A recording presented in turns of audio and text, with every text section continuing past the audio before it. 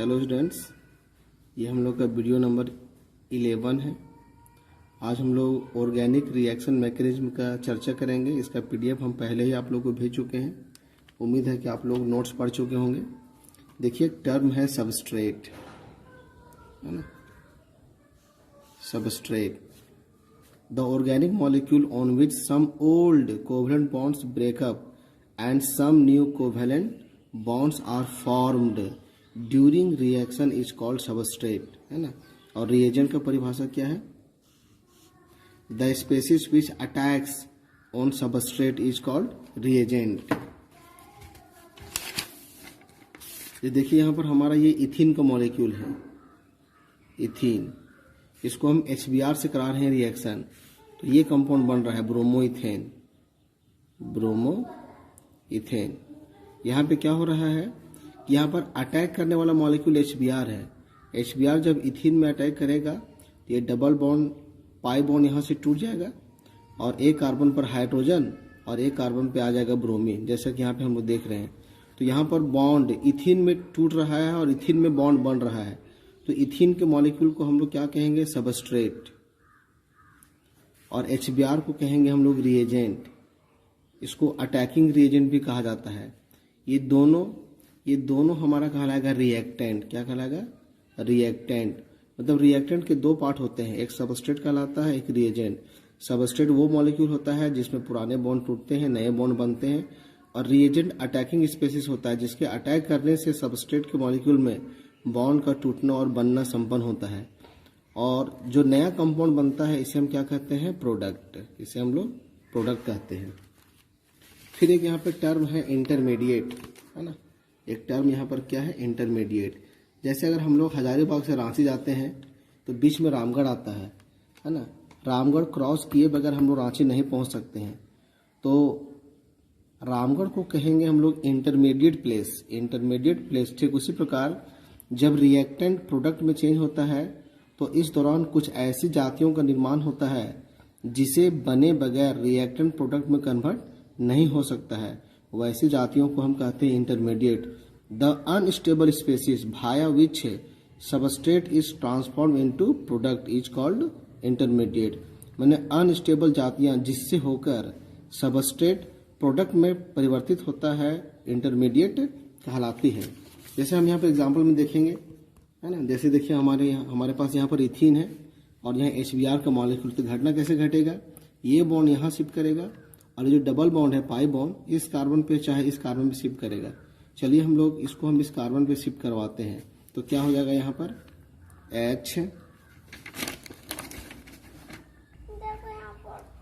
HC, यहाँ पे H, single bond C, यहाँ H और यहाँ H। जब ये बॉन्ड यहाँ पे शिफ्ट करेगा तो यहाँ पर आ जाएगा लोन पेयर नेगेटिव और यहाँ पे आ जाएगा पॉजिटिव। और जब ये बॉन्ड यहाँ पे शिफ्ट करेगा, है ना, जब ये बॉन्ड यहाँ पे शिफ्ट करेगा तो ये बॉन्ड टूट जाएगा। देखिए, ये बॉन्ड हमारा टूट जाएगा, है ना।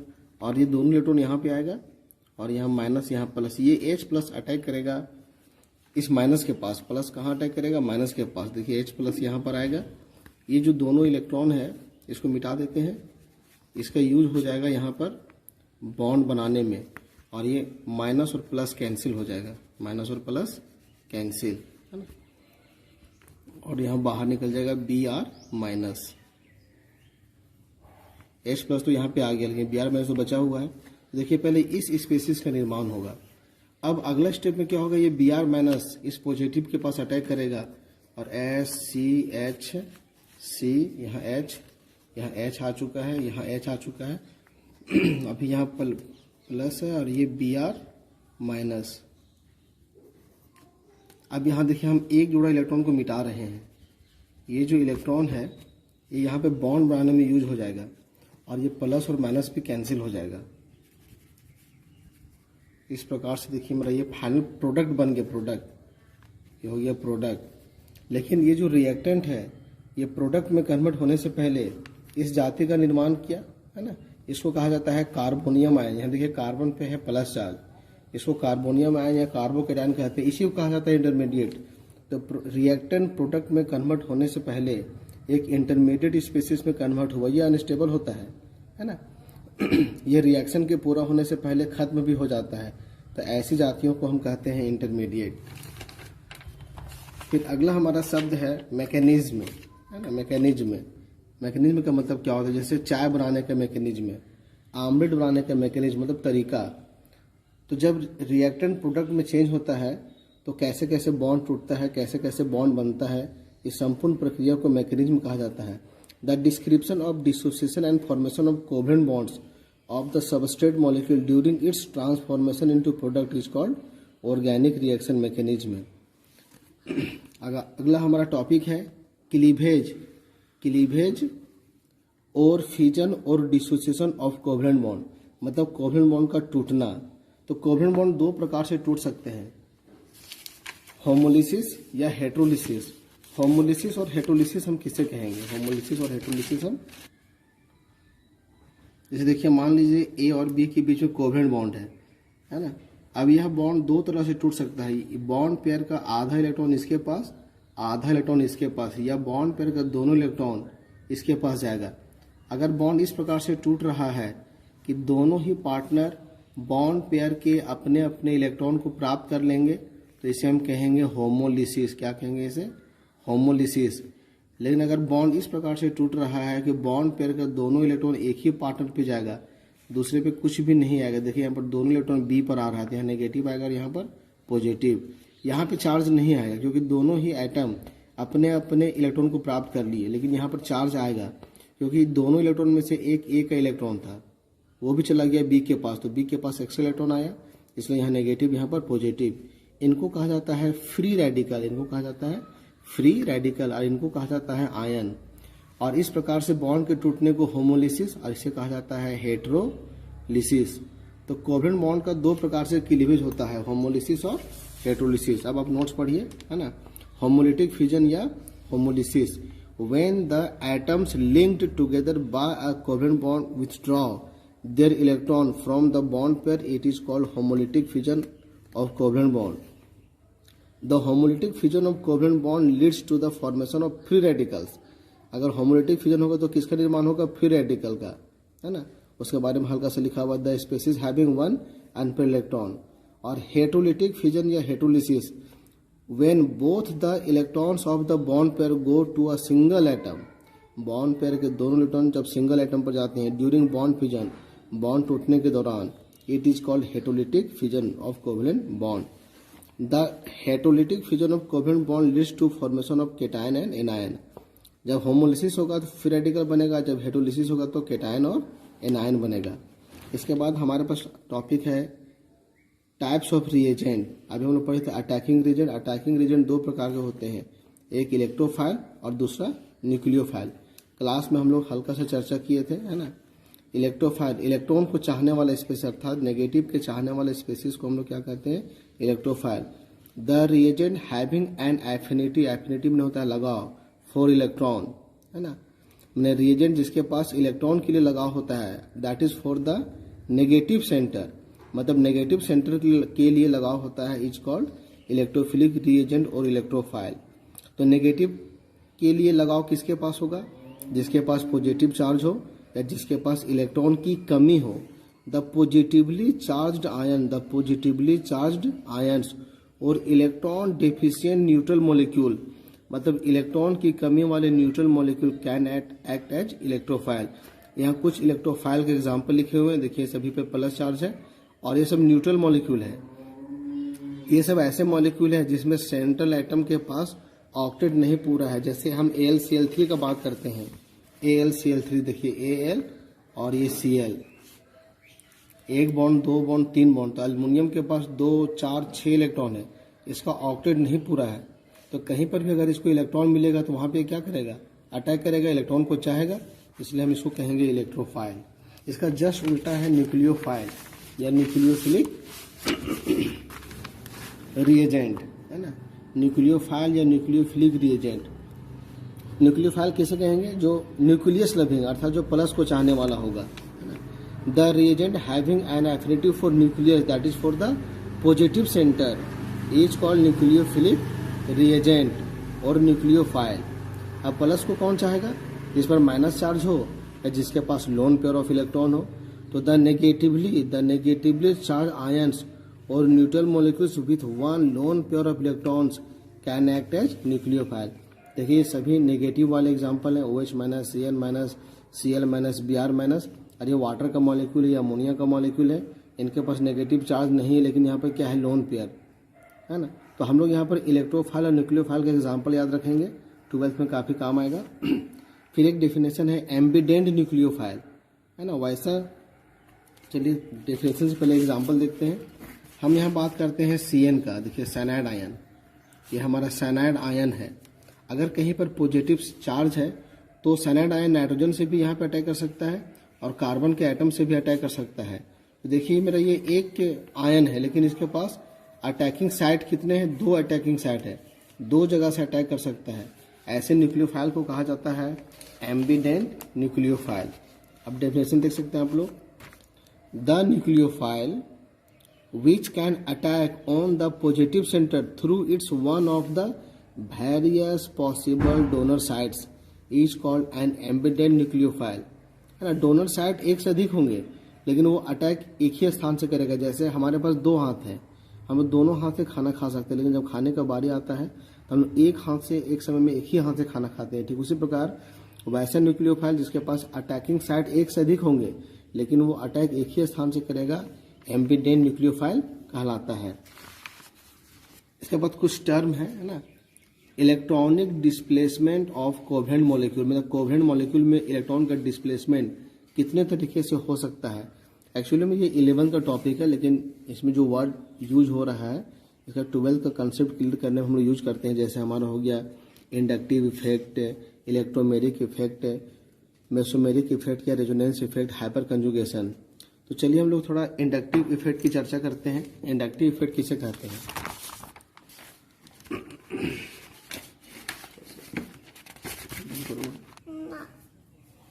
देखिए इस मॉलिक्यूल में, यहाँ देखिए कार्बन के एटम है और लास्ट में क्लोरीन है। हम लोग जानते हैं कि क्लोरीन का इलेक्ट्रोनेगेटिविटी कार्बन से ज़्यादा होता है, मतलब इस सिग्मा बॉन्ड पेयर को ये अपनी ओर खींचेगा, सिग्मा बॉन्ड पेयर को, है ना। परिणाम स्वरूप यहाँ डेल्टा माइनस और यहाँ डेल्टा प्लस चार्ज डेवलप होगा। ये कार्बन अपना डेफिशिएंसी को यहाँ से खींच के पूरा करेगा, फिर ये कार्बन यहाँ से खींच के पूरा करेगा और ये कार्बन यहाँ से खींच के पूरा करेगा। एक्चुअली में खींचने वाला एटम हमारा क्लोरीन ही है, इसी का प्रभाव धीरे धीरे पहुँचता है पीछे तक। 3 से 4 कार्बन एटम के बाद इसके प्रभाव को नेग्लिजिबल मान लिया जाता है। हालांकि यहाँ पर खींचने का प्रभाव ज़्यादा होगा, यहाँ पर थोड़ा सा कम होगा, यहाँ और कम होगा और यहाँ पर और कम होगा। तो अभी हम क्या देख रहे हैं कि कार्बन कार्बन के बीच में जो सिग्मा इलेक्ट्रॉन है उसका डिस्प्लेसमेंट इस कार्बन के चेन से क्लोरीन के एटम की ओर हो रहा है। तो इस प्रकार से सिग्मा इलेक्ट्रॉन के डिस्प्लेसमेंट को इंडक्टिव इफेक्ट कहा जाता है ना। अभी इलेक्ट्रॉन का डिस्प्लेसमेंट कार्बन के चेन से क्लोरीन की ओर हो रहा है ना। इलेक्ट्रॉन का डिस्प्लेसमेंट बाहर से कार्बन के चेन की ओर भी हो सकता है, जैसे नीचे वाले एग्जाम्पल में देखिए, है ना। अल्काइल ग्रुप जो होते हैं वो इलेक्ट्रॉन देने वाले ग्रुप होते हैं, क्लास में समझाएंगे डिटेल में। ये इलेक्ट्रॉन देने वाले ग्रुप होते हैं, ये तीनों मिलकर इस कार्बन को इलेक्ट्रॉन देगा, ये आगे सप्लाई करेगा, आगे सप्लाई करेगा और इस प्रकार से आगे सप्लाई करेगा।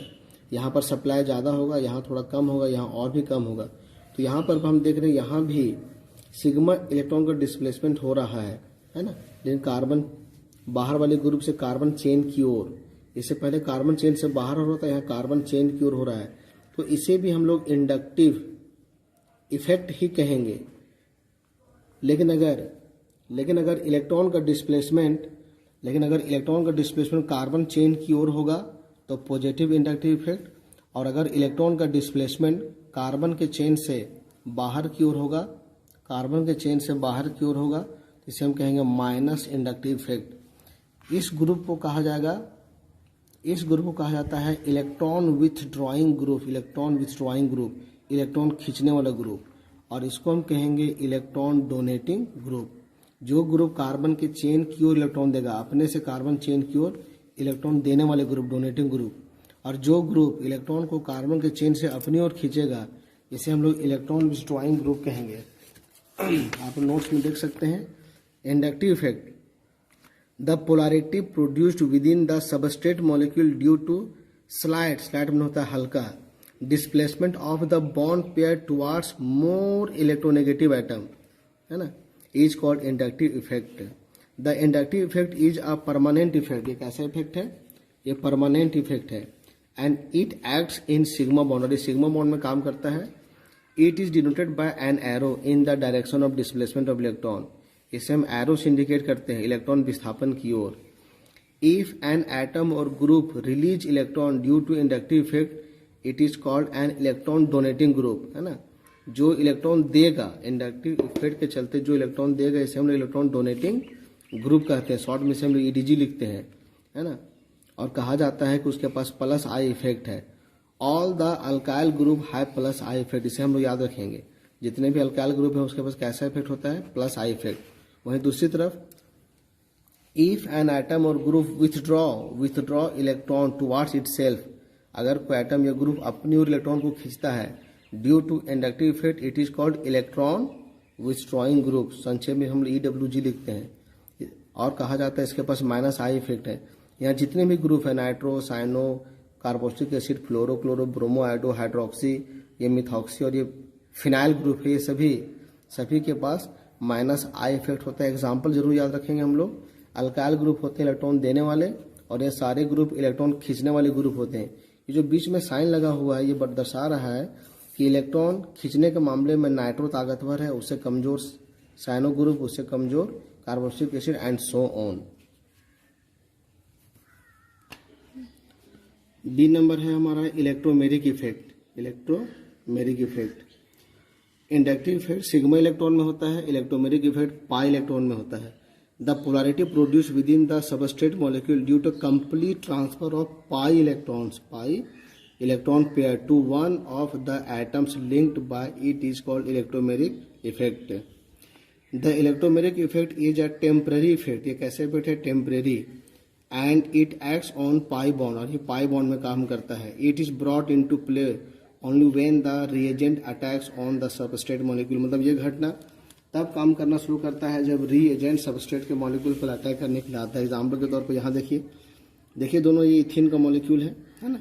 अगर यहाँ पर H प्लस नहीं आता, अगर H प्लस यहाँ पर नहीं आएगा तो इसमें किसी भी प्रकार का इलेक्ट्रॉन का डिस्प्लेसमेंट नहीं होगा, लेकिन H प्लस आने की वजह से यहाँ पर इलेक्ट्रॉन का डिस्प्लेसमेंट होगा। चलिए इस पाई इलेक्ट्रॉन को हम इन दोनों में से किसी भी कार्बन पे शिफ्ट कर सकते हैं, इधर चाहे इधर।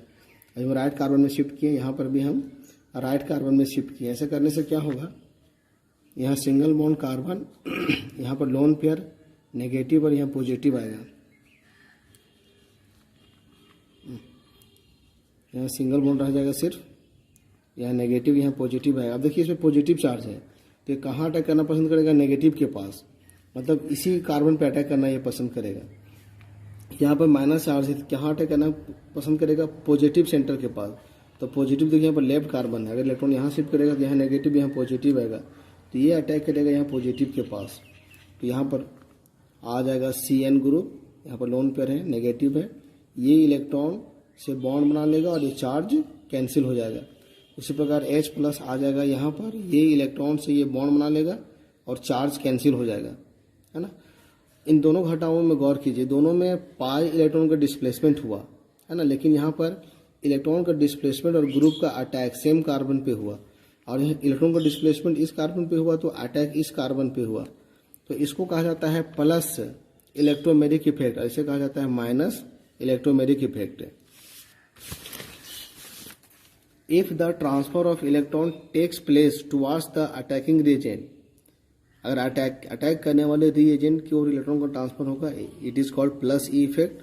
If the transfer of electron takes place away from the attacking reagent, it is called minus E effect, है ना। बाकी नेक्स्ट वीडियो में। धन्यवाद।